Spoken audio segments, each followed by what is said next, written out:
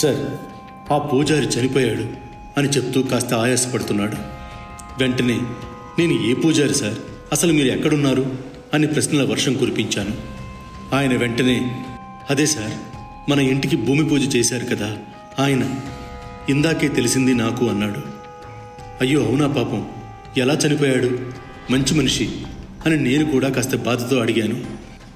గుండెపోటుతో చనిపోయారంటున్నారు సార్ అని అన్నాడు. సరే, నువ్వు ఈరోజు పని వాళ్లకు చేయాల్సిన పనిని వివరించి రెడీగా ఉండు, ఇద్దరం కలిసి వెళ్దాం అని చెప్పి కాల్ కట్ చేసి వెళ్ళటానికి రెడీ అయ్యాను.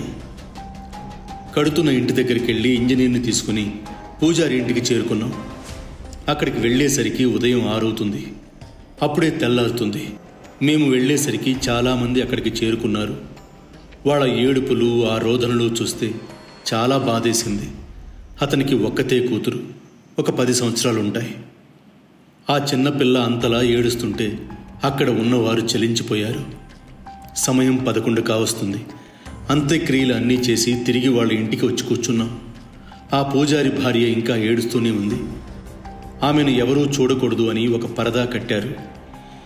ఆమెకు ఎలా సర్ది చెప్పాలో తెలియక ఆ పరదా దగ్గరికి వెళ్ళి, అమ్మ, మీకు చెప్పే అంత వయసు నాకు లేదు, కానీ మీరు ఇలా ఏడుస్తూ కూర్చుంటే ఆ చిన్నపిల్ల ఇంకా బెంగ పెట్టుకుంటుంది.